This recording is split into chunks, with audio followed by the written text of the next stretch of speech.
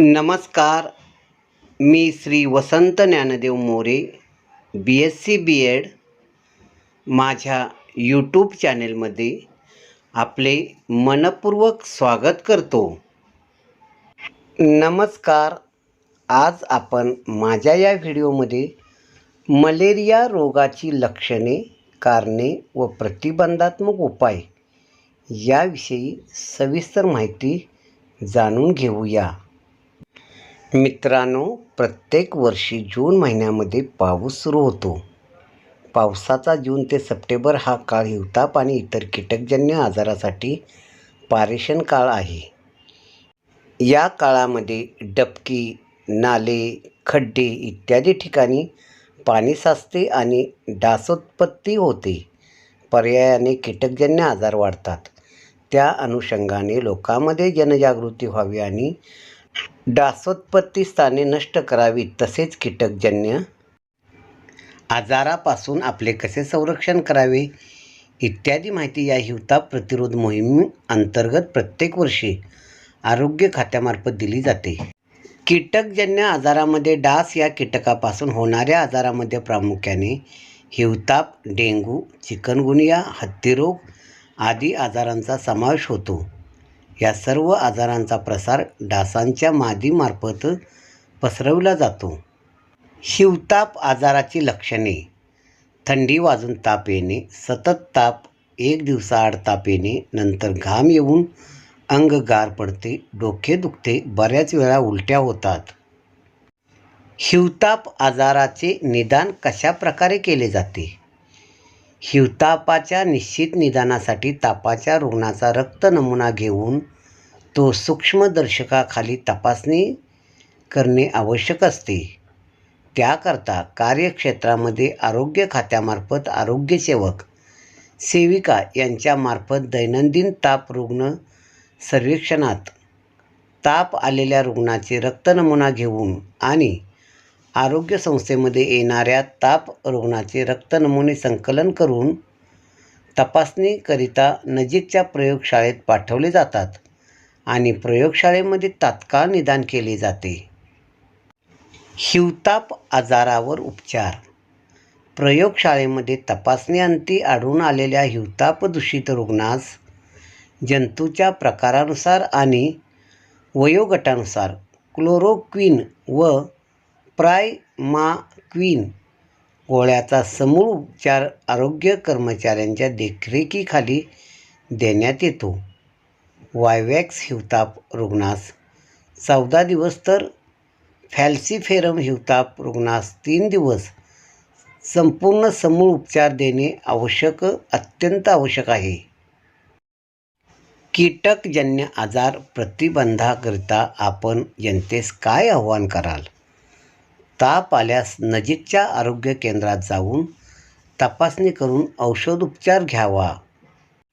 परिसर स्वच्छता: घराभोवती परिसरात ज्यामध्ये पाणी साचू शकेल अशा निरुपयोगी वस्तू साचू देऊ नये. त्या नष्ट कराव्यात. खराब टायर्स पंक्चर करावेत. पंक्चर दुकानातील टायर्स त्यात पाणी साठणार नाही अशा पद्धतीने रचावेत.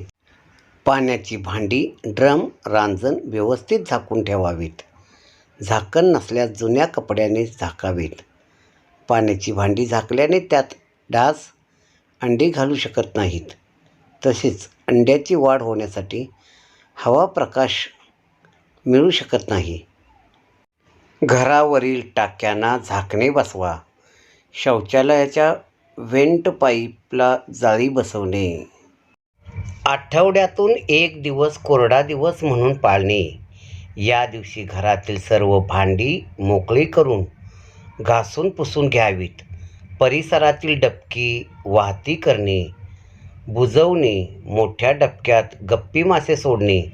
जे कंटेनर रिकामे करता येणार नाहीत, उदाहरणार्थ सिमेंटचे कंटेनर, अशा कंटेनरमध्ये टेमिफॉस या अळीनाशकाचा वापर करावा.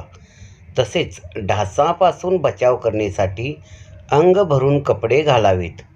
मच्छरदाणी आणि रासायनिक कॉईलचा आदीचा वापर करावा. मलेरिया डासामुळे पसरणारा एक सामान्य रोग आहे. हे प्लाझ्मोडियम नावाच्या परजीवीमुळे होते. डास हे रोगवाहक म्हणून कार्य करतात. हे जगभरातील मृत्यूच्या प्रमुख कारणांपैकी एक आहे. मादा डास चावल्याने या परजीवीचे प्रसार होते आणि ताप, डोकेदुखी आणि उलटीसारख्या फ्लूसदृश लक्षणांमुळे या रोगाचे निदान होते. निदान झाल्यास आणि वेळेवर उपचार केल्यास हा रोग पूर्णपणे बरा होतो. रोगनिदान आणि उपचारामध्ये उशीर झाल्यामुळे मात्र गंभीर गुंतागुंत होऊ शकते. मलेरियामुळे होणाऱ्या बहुतांश मृत्यू उपयुक्त निदान सुविधा आणि योग्य उपचारांच्या अभावी होतात. याचे 5 प्रकार आहेत. प्लाझ्मोडियम परजीवीमुळे मलेरिया होतो. मलेरियाचे कारण असलेल्या इतर 4 प्रकारांपैकी प्लाझ्मोडियम फॉल्सिपेरम हे दरवर्षी सुमारे 90% मलेरिया मृत्यूसाठी जबाबदार आहे. दरवर्षी 8 लाखांहून अधिक मृत्यूसाठी मलेरिया जबाबदार आहे. जागतिक आरोग्य संघटनेच्या आकडेवारीनुसार मलेरिया प्रत्येक 45 सेकंदात एका मुलाचे प्राण घेण्यास जबाबदार आहे. रोगाला लांबलचक इतिहास असून म्हणून लवकर ख्रिस्तपूर्व 6000 मध्येही या प्रकारच्या तापाच्या लागणीच्या नोंदी आहेत.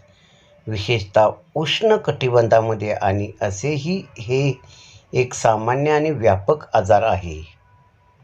मलेरियाचा जन्म आफ्रिकेत झाला आहे, जिथपासून ते जगभरात पसरले आहेत. मानवजातीला प्रभावित करणारे सर्वात वाईट रोग म्हणून मलेरियाचा उदय होत आहे. संशोधनाअंती असे दिसून आले आहे की मलेरियाच्या सर्व प्रजाती कदाचित मोठ्या लंगुरापासून मनुष्यामध्ये स्थलांतरित झाली आहेत. पी. फॉल्सिपेरम हे प्रकार गोरिल्लापासून जन्मलेले मानले जाते.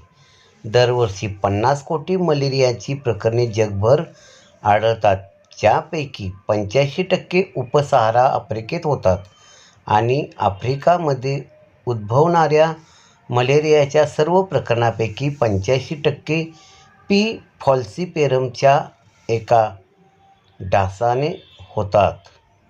मलेरिया म्हणजे काय? मलेरिया हा एक सामान्य आजार आहे जो जीवघेणा असू शकतो. आफ्रिका, आशिया व दक्षिण अमेरिकेच्या उष्णकटिबंधीय व समशीतोष्ण देशांच्या बऱ्याच देशांमध्ये तो पसरलेला आहे. तो प्लाझ्मोडियम या परजीवीमुळे होतो. प्लाझ्मोडियमच्या 5 प्रजातींमुळे मलेरिया होऊ शकतो. म्हणजेच P. Falciparum, P. Vivax, P. Ovale, P. Knowlesi आणि पी. मलेरिये एनोफिल्स या मादा डासांच्या चाव्याद्वारे मनुष्यामध्ये पसरते. एकदा परजीवीने मानवाच्या रक्तप्रवाहात प्रवेश करते तेव्हा ते वाढते आणि यकृतामध्ये त्याची संख्या वाढते आणि नंतर लाल रक्तपेशींना संक्रमित करून नष्ट करू लागतो. हिवताप हा परजीवी रोग जीवघेणा ठरू शकतो. हा रोग plasmodium vivax, P. Vivax, plasmodium malariae, P. Malariae आणि प्लाझ्मोडियम ओव्हल, पी. ओव्हल या विषाणूमुळे होतो. ॲनाफिलीस नावाच्या डासाच्या संक्रमणात्मक चाव्यातून तो पसरतो. संसर्गक्षम डासानं चावा घेतल्यानंतर 10 ते 14 दिवसांनंतर माणसाला हा रोग होतो. माणसाला होणाऱ्या हिवतापाच्या परजीवींचे 2 प्रकार आहेत. Plasmodium vivax, P. फॉल्सिपेरम. भारतामध्ये हे दोन्ही सहजपणे आढळून येतात. मानवी शरीराच्या आत हा परजीवी त्यांच्या गुंतागुंतीच्या जीवनचक्राचा भाग म्हणून अनेक बदलांमधून जातो. प्लाझ्मोडियम हा एक आदिजीव परजीवी आहे. हा परजीवी आपलं जीवनचक्र यकृताच्या पेशीमध्ये प्री एरिथ्रोसायटिक स्किझोगोनी आणि रक्तपेशीमध्ये एरिथ्रोसायटिक स्किझोगोनी पूर्ण करतो. पी. फॉल्सिपेरमद्वारे होणारा संसर्ग सर्वात जीवघेण्या स्वरूपाचा असतो. मलेरियाची लक्षणे सामान्यतः हिवतापामुळे ताप, डोकेदुखी, उलट्या आणि इतर फ्लूसारखी लक्षणे दिसतात. हा परजीवी लाल रक्तपेशींना संक्रमित करून नष्ट करतो. त्यामुळे अशक्तपणा, चक्कर येणे, मळमळणे आणि शुद्ध हरपणे यांच्यामुळे सहजपणे थकवा येतो. परजीवी हे रक्तातून मेंदूपर्यंत आणि इतर महत्त्वाच्या अवयवाकडे वाहून नेले जातात. गर्भधारणेच्या दरम्यान हिवताप झाल्यास आईला, गर्भाला आणि नवजात बाळाला मोठा धोका होऊ शकतो. गर्भवती महिला हिवतापाचा सामना करण्यात आणि जंतुसंसर्ग हटवण्यामध्ये कमी सक्षम असतात. त्यामुळे गर्भावर विपरीत परिणाम होतो. तीव्र आणि गुंतागुंतीच्या हिवतापाची लक्षणे. तातडीची गरज म्हणजेच गंभीर स्वरूपाच्या हिवतापाची चिन्हे आणि लक्षणे लवकर समजून घेणे आणि रुग्णाला तात्काळ आपत्कालीन सेवा पुरवणे. जी चिन्ह आणि लक्षणे निदानासाठी वापरली जातात ती अविशिष्ट असतात आणि गाठ तयार करणाऱ्या कोणत्याही गंभीर रोगामुळे होऊ शकतात. उदाहरणार्थ, तीव्र हिवताप, अन्य तीव्र गाठीचा रोग किंवा सहगामी हिवताप आणि तीव्र विषाणू संसर्ग. लक्षणामध्ये तीव्र ताप आणि पुढीलपैकी किमान एक लक्षण असू शकते: बसू न शकणे, भान नसणे किंवा बेशुद्धी, श्वसनाला त्रास होणे, तीव्र अशक्तपणा, सामान्य मळमळणे, फिट येणे, पातळ पदार्थ पिण्याची क्षमता नसणे, उलट्या होणे, गडद रंगाची आणि किंवा कमी प्रमाणात लघवी होणे. बसण्याचा आणि किंवा श्वासाचा त्रास असणाऱ्या या रुग्णांना शक्य असेल तर आंतरेतर हिवताप विरोधी आणि प्रतिजैविके औषधाचा उपचार द्यावा. तोंडावाटे उपचार शक्य तितक्या लवकर सुरू करून ते सतत दिले जाण्याची खात्री करावी. प्रयोगशाळेत मानकावर वारंवार देखरेख ठेवणे अत्यावश्यक आहे. रक्तातील साखर, रक्तातील युरिया, द्रव्याचे संतुलन, संबंधित संसर्ग इत्यादी आतड्यामधील रक्तस्राव वाढवणारी औषधे टाळावीत. गंभीर स्वरूपाची गुंतागुंत होण्याचा धोका. प्रसाराचे प्रमाण कमी असलेल्या क्षेत्रात सर्व वयोगटाच्या लोकांना हा रोग होऊ शकतो, परंतु प्रौढांना आणि अतितीव्र आणि विविध गुंतागुंती होऊ शकतात. भारतामध्ये एकंदरीने प्रसाराचे प्रमाण सामान्यतः कमी आहे, परंतु ईशान्येकडील राज्ये आणि ओरिसा, छत्तीसगड, झारखंड आणि मध्य प्रदेशाच्या मोठ्या भागामध्ये ते तीव्र आहे. प्रसाराचे प्रमाण अधिक असलेल्या क्षेत्रात 5 वर्षाखालील मुले, पर्यटक, स्थलांतरित मजूर, गर्भवती असण्याशी संबंध. गर्भवतींना मलेरियाच्या संसर्गाचा सामना करणे अवघड असते व ह्यामुळे पोटातील बाळावर वाईट परिणाम होतात. हिवतापाला कारणीभूत ठरणारे कीटक. हिवतापाला कारणीभूत अनेक कीटक आहेत. ॲनाफिलीस क्युलिसिफॅसिस हा हिवतापाचा प्रमुख कारक कीटक आहे. हा एक लहान ते मध्यम आकाराचा डास असून त्याची बसण्याची पद्धत क्युलेक्ससारखीच असते. 1. खाण्याची पद्धत. ही एक वनस्पतीवर आधारित प्रजाती आहे. ज्यावेळी यांची संख्या अतिप्रमाणात वाढते तेव्हा ते अधिक प्रमाणात मानवाच्या रक्तावर जगतात. 2. विश्रांतीची पद्धत. मानवी घरामध्ये आणि पाळीव प्राण्यांच्या गोठ्यात दिवसा विश्रांती घेतो. 3. पुनरुत्पादनाच्या जागा. पावसाचं साठलेलं पाणी आणि छोटी तळी, चर, नदीच्या पाण्याची डबकी, कालवे, गळणारे पाणी, भाताची शेतं, विहिरी, तलावांच्या कडेला वालुकामय काठ असलेले साठलेले झरे.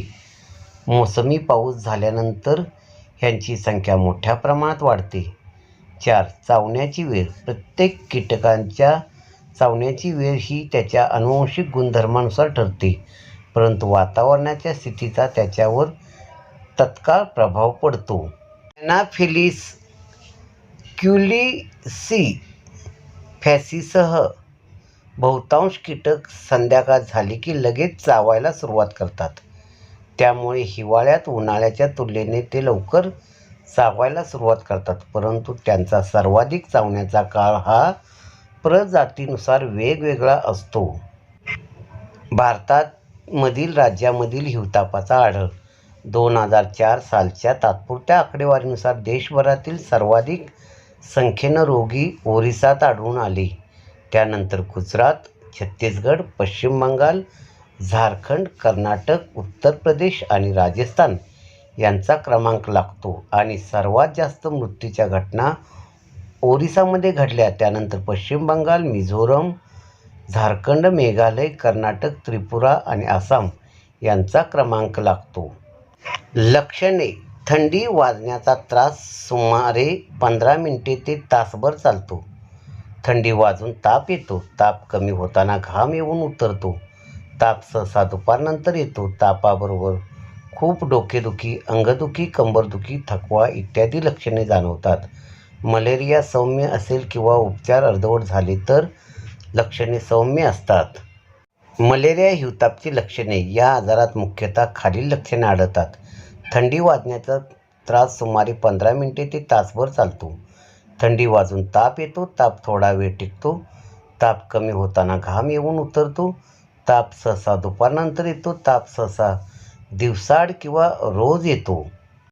तापाबरोबर खूप डोकेदुखी, अंगदुखी, कंबरदुखी, थकवा इत्यादी लक्षणे जाणवतात. पण हे वेळापत्रक अगदी पक्के नसते. याबरोबर पाठही दुखते. मलेरिया सौम्य असेल किंवा उपचार अर्धवट झाले तर लक्षणे सौम्य असतात. कधीकधी फक्त अंगावर काटा येतो, डोके दुखत राहते, थकवा जाणवतो एवढीच लक्षणे आढळतात. अशी तक्रारी खूप असतात.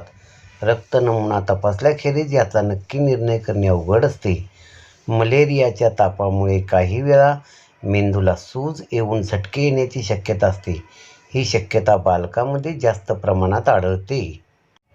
प्लाझ्मोडियम फॉल्सिपॅरम प्रकारच्या जंतूमुळे रुग्ण कोमात जायची व दगावण्याची शक्यता असते. काही रुग्णात मूत्रपिंड निकामी होऊन लघवीत फुटलेल्या लाल रक्तपेशी दिसून येतात.